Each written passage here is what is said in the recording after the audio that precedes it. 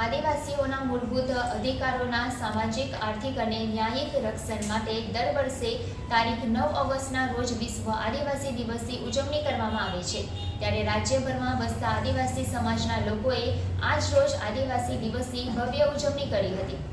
ઝઘડિયાના રાજપારડી ખાતે વિધાનસભાના નાયબ મુખ્ય દંડક કૌશિકભાઈ વેકરિયાની અધ્યક્ષતામાં વિશ્વ આદિવાસી દિવસની ઉજવણી કરવામાં આવી હતી, જેમાં પ્રાકૃતિક સંસ્કૃતિને પોષતું વારલી પેઇન્ટિંગ અને ભગવાન બિરસા મુંડાની વાંસમાંથી બનાવેલી પ્રતિકૃતિ અને તીરકામઠું આપી આદિવાસીઓના સન્માનને વધાર્યું હતું। આ કાર્યક્રમમાં ગુજરાત સરકારની દસ્તાવેજી ફિલ્મનું નિદર્શન કરવામાં આવ્યું હતું। આજના સમયમાં આદિજાતિ વિકાસની વિવિધ કલ્યાણકારી યોજનાઓ અને માળખાકીય સુવિધાઓ દ્વારા આદિજાતિ વિસ્તારનો સર્વાંગી વિકાસ થાય, તેમજ આદિજાતિ વિકાસ વિભાગ દ્વારા આદિવાસી સમુદાયના વિકાસ માટે શિક્ષણ માટે પ્રી અને પોસ્ટ મેટ્રિક શિષ્યવૃત્તિ, યુનિફોર્મ સહાય, વિદ્યાર્થીની માટે વિદ્યા સાધના યોજના, એકલવ્ય મોડેલ રેસિડેન્શિયલ સ્કૂલ, આદર્શ નિવાસી શાળા, છોકરાઓ અને છોકરીઓ માટે છાત્રાલયો, વ્યક્તિલક્ષી યોજનાઓ પણ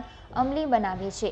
આ તકે નાયબ મુખ્ય દંડક કૌશિકભાઈ વેકરિયાના હસ્તે ભરૂચ જિલ્લાના આદિવાસી વિસ્તારમાં ₹408.90 લાખના 196 કામોનું ઈ-લોકાર્પણ, 640 લાખનું 280 કામોનું ઈ-ખાતમુહૂર્ત કરવામાં આવ્યું હતું અને ભરૂચ જિલ્લાના 196 આદિજાતિ લાભાર્થીઓને 102.43 લાખના ખર્ચે વિવિધ યોજનાઓના મંજૂરીપત્ર, મંજૂરી હુકમ પણ એનાયત કરવામાં આવ્યા હતા।